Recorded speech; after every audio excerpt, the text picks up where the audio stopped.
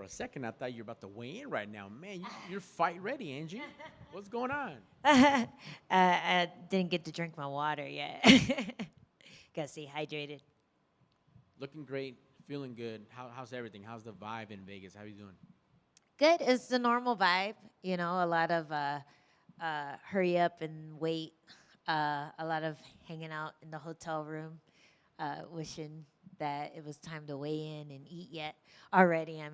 Um, but yeah, the vibe's been chill. Everyone on the fight card seems really happy to be here, and I think that's always the case when you have a card like this. Where there's a lot of people trying to make names for themselves. This is one of those cards where you see a lot of up and comers just kind of bursting onto the scene, and that bonus is up for grabs. So everyone's kind of feeling themselves right now. For sure. And it doesn't hurt to have a established fighter, a young veteran, if you will, to kind of, carry the card also and have some name recognition on that main card. How does it feel that the UFC recognizes that? So does ESPN Plus, that they put you on there to lead into the main card because they know that you and Luan are going to probably, bring down the house. Yeah, I've been calling it in my head the people's co-main event, but I think it's gonna be a crazy fight, and the way that she fights, the way that I fight, I think it's um, a recipe for a slugger, for a barn burner of a scrap, and um, the girls always bring it too, or at least some girls bring it. But I think they put a lot of faith in us bringing it, and that's kind of how I expect the fight to go already. I know I'm going to come forward, and she is too, so we're just going to crash in the middle and see what happens. Excellent. Can't wait for it. And you kind of beat me to the punch. When you saw that name come across on the contract, any hesitation to sign? Were you excited to say, oh, we're going to mesh well? This is going to be fun. Yeah, there was a little hesitation just because I had just met her a few weeks ago, and she was planning on moving or to San Diego, I think, or just coming out to train a bit. And so that part always sucks because you get to meet the person before you punch them in the face, and you're like, oh, they're nice. But you can't turn down a fight just because someone's maybe gonna come train with you. So it was cool to get the name just because I felt confident about it. And yeah, it's one of those matchups where you see him in the top 10 and you're like, man, that'd be a good one for me. So hopefully I'll be able to show that on Saturday and get that momentum, uh, keep the momentum going from the last fight. Absolutely. How much would it mean to get that win besides cracking the top 10? Because props to her for, defending that ranking, but now it definitely gives you that ability to get right back in there, couple more title contention before you know it, and it gets you back on track where that goal is. Yeah, I'd love that. It's also a tough test for me because she's young, she's aggressive. That I'm proving a lot to myself just by getting in there and beating up on someone like that. So if this is what the top 10 looks like, I'm really feeling confident about it. You have a lot of younger up and coming fighters in the top 10 now. Before it was kind of like a stalemate with all the people from my generation who had made it or fought for the title. They were all just bogging it up. But now you have people like Lupi, who I beat, people like Ricci up there, and I feel like there's a lot of names for me to match up against now that I haven't already fought. And you have been there, done that. We've seen you main event on the poster, 25 minutes, 15 minutes, whatever. Was this a little bit of it's nice to downshift back to 3 rounds at all, or do you have a preference? Oh yeah, 3 rounds is a breeze, compared to 25 minutes. That's a long time. I can't even meditate for 25 minutes, like fighting for 25 minutes is long. But it's good for me because I have to start fast. I can't, chill for a round, see what's going on, and then start my game plan. I just have to jump in there and get going. And I think whenever I get into a fight right as the bell rings, then I usually have a better fight or at least a more exciting fight. That's usually when I get a bonus if I don't lose, or if I don't win. That's usually when I get a bonus. So I think whenever I fight like that, I'm just on my A game, and I think this is the type of fighter that's gonna bring it out of me. That's excellent. And last for me, you've been in Vegas before. You have a routine, I'm sure. Great team behind you. But I know you're still a student of the game and you love what you do. What new tricks? What can you show us this weekend? Like what can we look forward to? I can't tell you that. I've just been like putting a lot of my time and effort into my grappling, and every time I get out there, I feel like it looks a little better. But aside from that, I just think I've been blending everything well, and yeah, I don't know. I just feel more like an MMA fighter than anything. Like when I go to Muay Thai sparring, I'm like, ooh, I'm an MMA fighter. This feels weird, And same when I grapple. So I feel like I've really come into my own a little more each camp, and this one's gonna be more of the same. That's awesome. One follow up, sorry. Another thing we've been able to see now is you shine on the social media stuff, on the mic, if you will, with Jessica. How fun has that been and added to your game, if at all? You guys doing your two straws and everything. Yeah, doing our little Two Straws podcast. It's really helped me hone my skills when it comes to talking about fights. I feel like my knowledge of fights, like my library in my head to pull from, is a lot bigger. And it gives me a lot of things to try in the gym. Like I'll watch something or I'll watch tape on someone, and I'll just be like, man, what was that choke? Or man, what was that kick? And then I'll try it in the gym, and if it works, I'm like, oh, that's my move now. So that part really helps, just analyzing stuff, being able to do it with such a fun co-host as my training partner, Jessica Penne. She, it's been a lot of good practice for transitioning into that after I'm done here fighting, punching people. I appreciate it. Thank you so much and good luck on Saturday. Thanks. Thank you. What with the UFC throwing Brazilians at you? I don't know. Brazil. I thought Brazil liked me, but they're like, one more, one more. Let's see what happens with this one. Yeah, obviously back at the Apex, fought in enemy territory last time. How was that experience? And now that you've had some time to reflect on that win, how do you feel about it? It was actually really fun. I enjoyed going to Brazil. I was sad I didn't get to go somewhere again for this fight.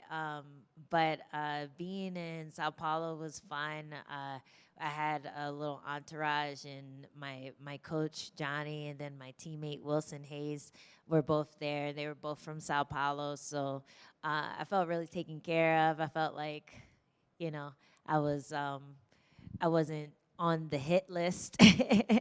No one was gonna drop something in my water or try to, like, I don't know, mess up my gloves or anything backstage. But the Brazil crowd was really cool. There was only one moment that they said "U vai morrer" during my fight, and then they were very respectful after that. So I was happy about that.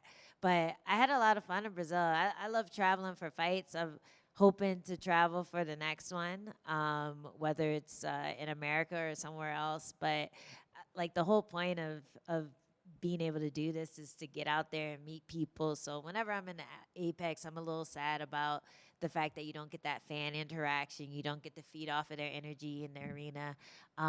But winning this is gonna get me that opportunity to do that. And finally, you shut down another young contender, or I guess a little young prospect. It kind of seems like that's your game. You just kind of, they think they're going to get one up on you, and you shut them down. Is this kind of the same storyline coming into this fight? Yeah, she's a young prospect. She's trying to shut me down. I'm trying to shut her down. I think I have the skills to do it. I think if you watch tape, you'll see it in most of my fights that I usually end up on top when it comes to fights like that. I'm just I got that dog in me, That's what they say. I got that dog in me. If you have any moments in the fight, don't lean on that, because I'm gonna get a bunch back.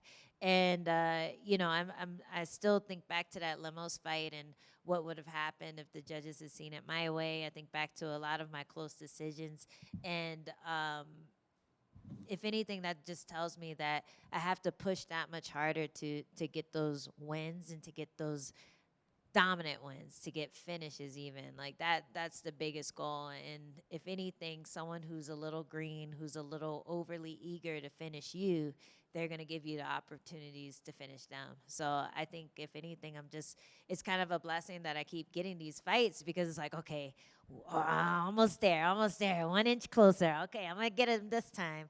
And I think that's going to be the thing that really sets me apart from the rest of the strawweights in the top 15, if I'm able to put a couple finishes together in a row. And then finally, it's been 5 fights since that Amanda Hemlish fight. But also 5 fights since your last split decision. So hopefully no more split decisions ever. ever. Are you hoping that? I put the split decisions behind me. They never happened. Yeah, I just it's something that I can't focus on. It's like the rankings. It's like whatever. I can't focus on things I can't control. What I can control is being dominant, or trying to be dominant, being active, being aggressive, not sitting back when there's a lull in the fight, or taking advantage of those moments, changing things up, just getting in their face as much as possible. Like, those are the things I can control. And whether they see a fight for me or not, like, I just have to focus on the performance. So, yeah, obviously, hopefully, I don't lose in a dumb way like that. But but what I'm more concerned about is just, how I perform. I know what I can do. I know what I'm capable of. So I just want to put that on paper on Saturday night and show people that I belong. Hi, Angela. Hey.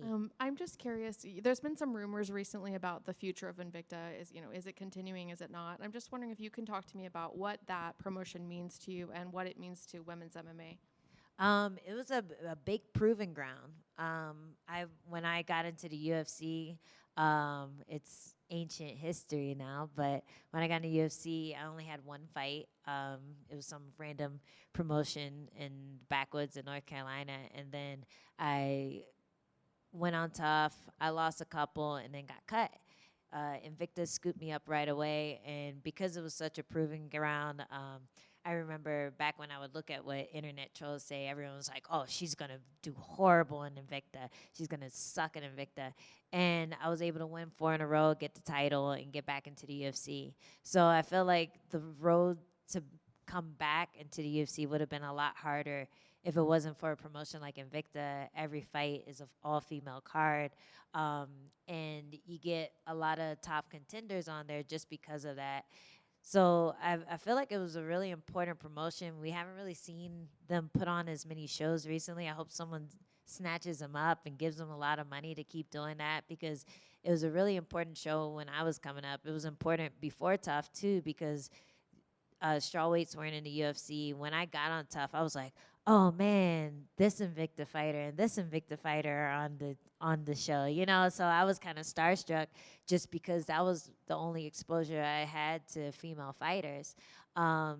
So I feel like they can keep using that to keep keep the show going. I'm working for Cage Warriors right now, and they do a similar thing with the UK fighters, or with the fighters in Europe, and they have that long history like Invicta does. So I'm hoping Invicta stays active and keeps doing what they do, because that's how you're going to get better and better women in the UFC and in other promotions, by having that proving ground where they're just putting fights on, and a bunch of chicks get to fight each other and see who comes out on top. And last and most important question for me, man or bear? Have you heard it? No. The question? Would you rather go into the woods with a man or a bear? Be alone in the woods with a man or a bear? Depends on the man. Is that what everyone's saying? Well, most women are saying bear. It's a feminist thing, so I'm just curious. If it was my husband, Well, Definitely is the it man. strange man or strange bear? Oh, strange man. Yeah, because it's How not going to be a man you strange. know. A stranger. I should say, not a strange man.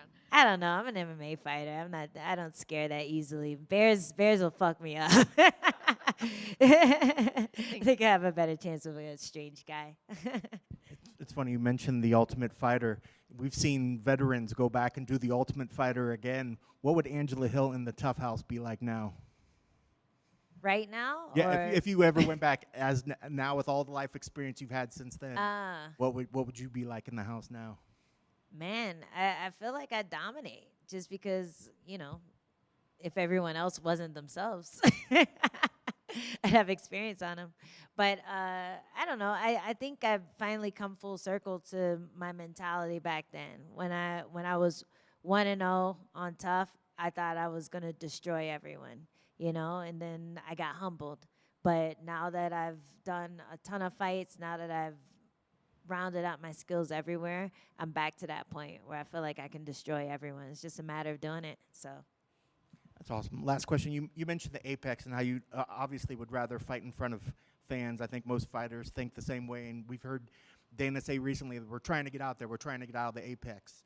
Do you feel like you can't fight to your best ability here in like an Apex without like maybe the fans? Like, do the fans allow you to go into that extra gear maybe or go Super Saiyan? Like, what's the difference? Are you able to fight to your best ability here in the Apex without a crowd? I just think it's easier to fight with a crowd because they're hyping you up. It's like someone saying world star, like you're not going to walk away from the fight, then you got to do something. So you don't have that in the Apex, not to the same extent.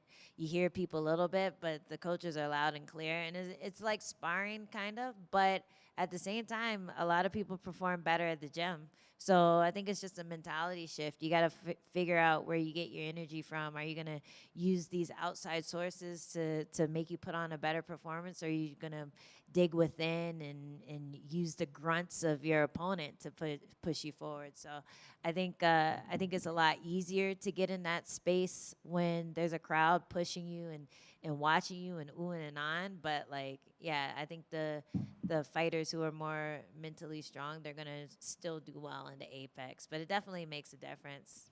Yeah, and I'm sure coming to Vegas, everybody thinks about T-Mobile Arena. They think about fighting down by the Strip. Yeah. And then I'm sure it's maybe not as exciting when you say no, we're not quite on the Strip. We're off of the freeway in a warehouse type thing. But is it still as special when you say you're fighting in Vegas, even though you're fighting in the Apex? I think it's special when I know my friends can buy the cheap seats and watch me from the bleachers, and that's the thing that sucks about the Apex is it's such a small arena that there's only a few seats and they're all like VIP sections. So I love fighting in T-Mobile because I could walk back to the fighter hotel and people buy me drinks on the way. Like, hey, I just saw you fight. Oh, hey, it's the girl that fought. So I don't know. There was something special about that when I used to do that at the arena shows in Vegas. And I'd be happy to move away from the Apex, but at the same time, I'm getting paid to fight in the Apex, so I'm super happy about the consistency of shows too. Like if we can move away from the Apex but still put on shows as frequently, then I'm all for it. But if not, put me in an Apex show. I don't care. I just want to keep getting money, So the opportunity to make money is always great. But if it were a choice, arena always. Best of luck on Saturday. Thank you.